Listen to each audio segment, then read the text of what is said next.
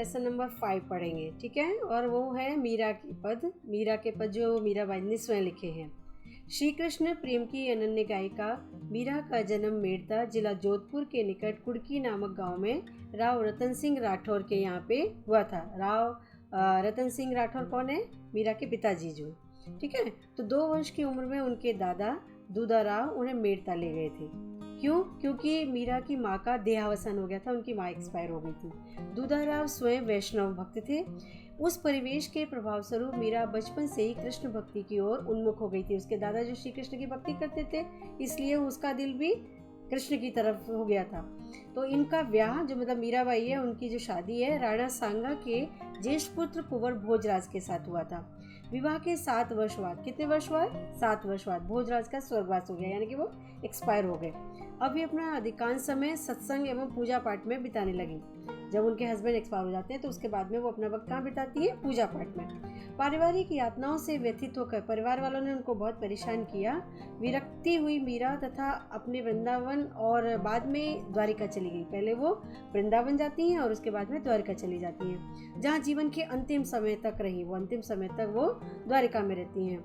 मीरा रचित पद मीरा पदावली के नाम से प्रकाशित रूप में प्राप्त हैं और अपने आराध्य गिरधर गोपाल की विलक्षण रूप छटा के प्रति उनकी अनन्य आसक्ति अनेक भावधाराओं में बह चली है। यहाँ संकलित पहले पद में कृष्ण प्रेम दीवानी मीरा समग्र संसार को छोड़कर साधु संतों के साथ रहकर कृष्ण भक्ति में लीन हो जाती है, कृष्ण भक्ति में खो जाती है और लौकिक मोह का त्याग करके अपने आराध्य श्री कृष्ण की अनन्य भक्ति भाव में डूब जाती है। दूसरे पद में जो हम पढ़ेंगे, मीरा ने श्री कृष्ण राम नाम रूपी रत्न की प्राप्ति से उत्पन्न असीम आनंद की अभिव्यक्ति करने का प्रयत्न किया है।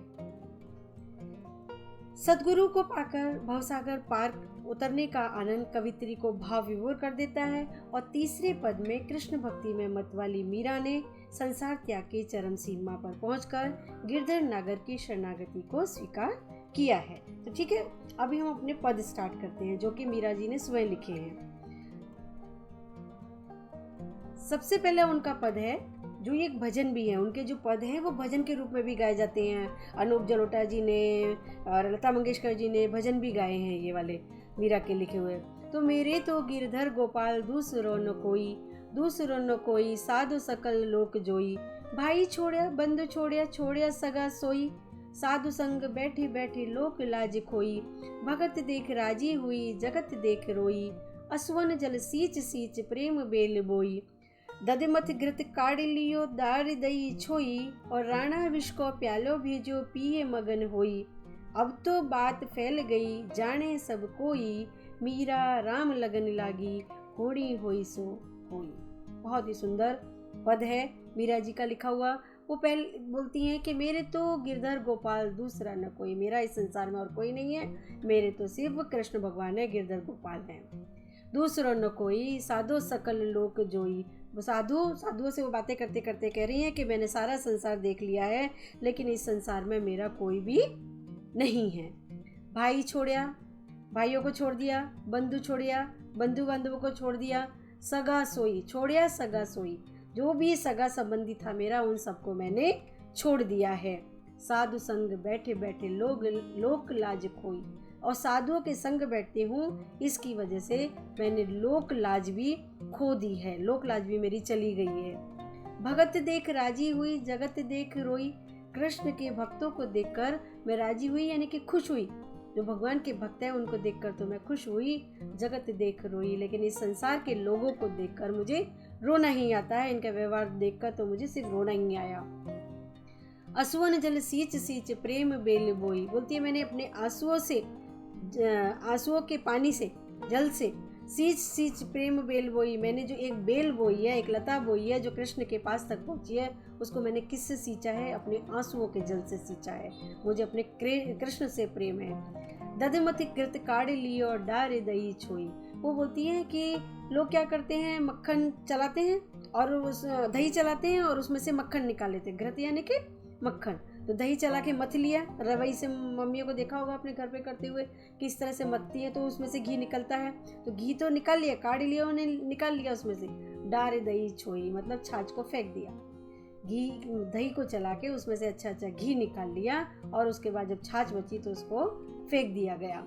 राणा विष को प्यालो भेजो पिए मगन होई। राणा ने उनको मारने के लिए विष का प्याला भेजा, क्योंकि वो साधु संतों के साथ घूमती थी ना, इसके लिए कि वो उसको मारने के लिए विष का भरा प्याला भेजता है राणा। लेकिन जो मीराबाई है उसको भी हंसते हंसते पी जाती है, मगन हो जाती है, उसको भी आनंदित हो जाती है। अब तो बात फैल गई जाने सब कोई, अब तो सबको ये बात पता चल गई है कि मीरा जो है वो कृष्ण की दीवानी हो गई है, उसको किसी की कोई लोक लाज की पड़ी नहीं है।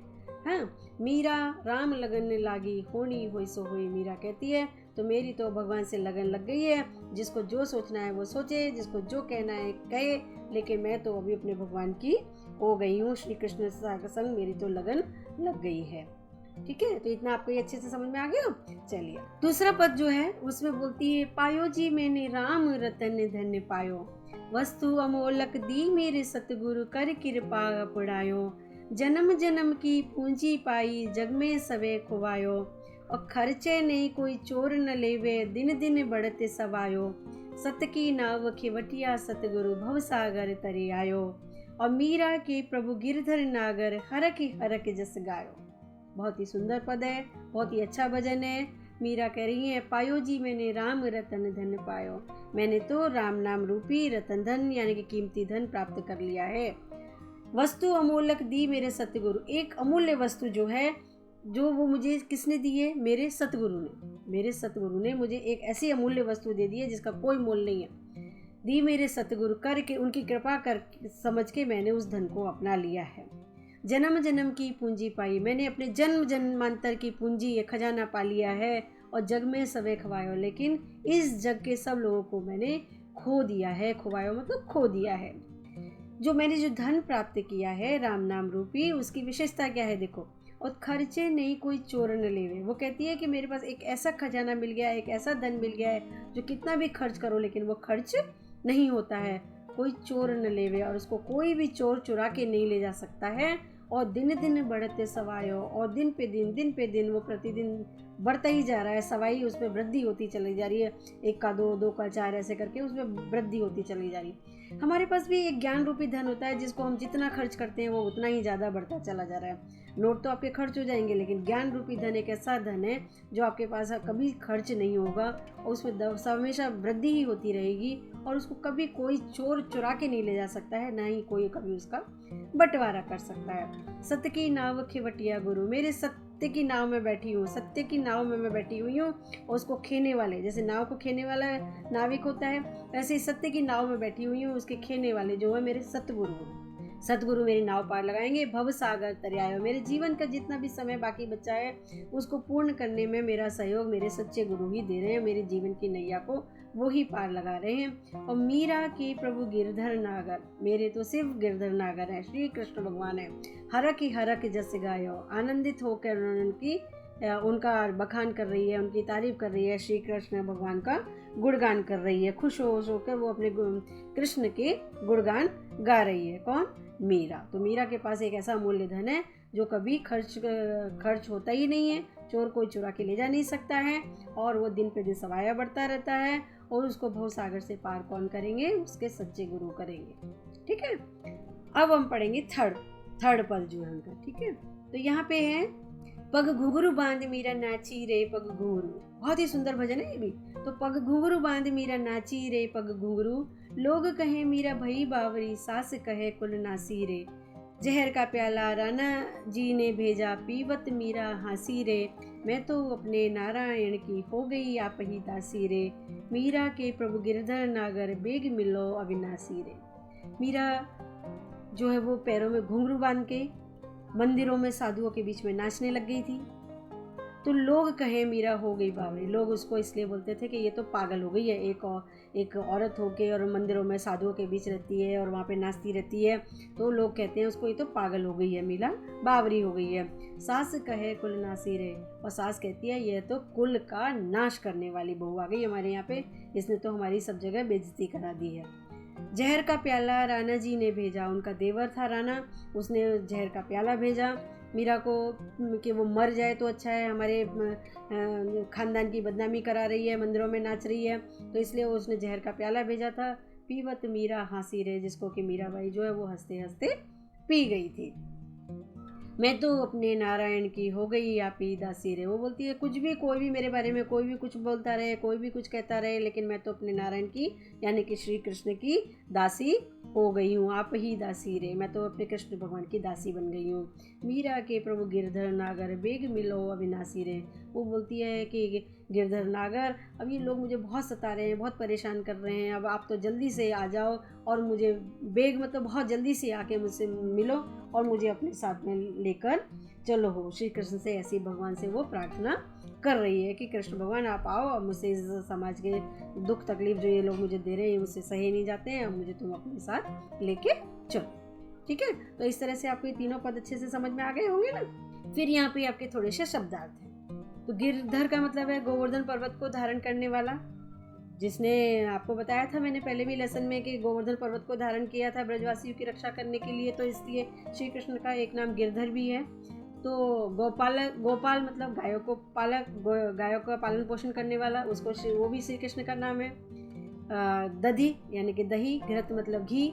राम रतन धन, राम रूपी रतन का धन भगवान का नाम खजाना। अमूलक यानी कि अमूल्य बहुमूल्य। अपनायो यानी कि अपनायो।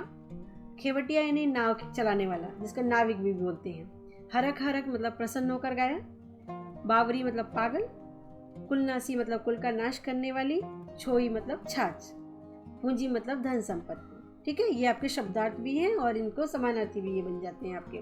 फिर यहाँ पे आपके एक एक वाक्य में उत्तर दिए गए हैं, जिसमें है कि मीराबाई किसकी भक्ति करती थी। मीराबाई जो है किसकी भक्ति करती थी, श्री कृष्ण की।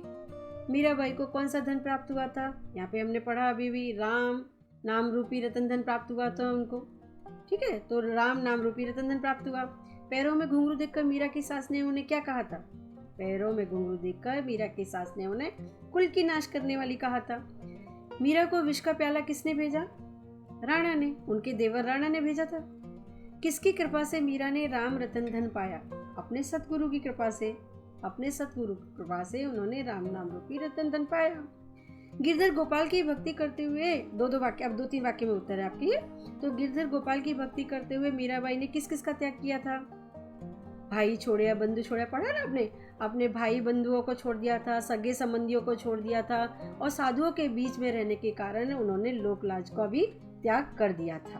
तो ये भाई छोड़िया, बंधु छोड़िया और सारे संबंधियों को छोड़ दिया था उन्होंने। ठीक है, तो इतना आपको समझ में आ जाएगा कि भाई बंधु को छोड़ा था, सगे संबंधियों को छोड़ा और साधु संगति में बैठने के कारण लोक लाज का त्याग कर दिया था। मीरा के राम रतन धन की क्या विशेषता है। मीरा के राम रतन धन की यह विशेषता है कि वह खर्चने पे खर्च नहीं होता है, और कोई सेकंड पॉइंट हो जाएगा, कोई चोर उसे चुरा नहीं सकता है, और थर्ड पॉइंट है कि वो दिन पर दिन बढ़ता ही चला जाता है, उसमें सवाई वृद्धि होती रहती है। ओके, अभी है कि मीरा इस भवसागर को किस प्रकार पार करना चाहती है। मीरा इस भवसागर को किस प्रकार पार करना चाहती है। तो मीरा जो है इस भवसागर को सत्य की नाव के सहारे पार करना चाहती है। कैसे, सत्य की नाव में बैठकर पार करना चाहती है, और जिसके खेने वाले कौन होंगे, उसके सतगुरु। सतगुरु की सहायता से सत्य की नाव में बैठकर पार करना चाहती है, और उस नाव को खेने वाले श्री कृष्ण भगवान यानी कि उसके सच्चे गुरु होंगे। ठीक है, इस तरह से आपके ये क्वेश्चंस भी हैं जिन्हें आप अपनी नोटबुक में अच्छे से लिख के प्रैक्टिस कर सकते हैं, और उम्मीद करती हूँ कि आपको ये लेसन बहुत अच्छे से समझ में आ गया होगा। Thank you.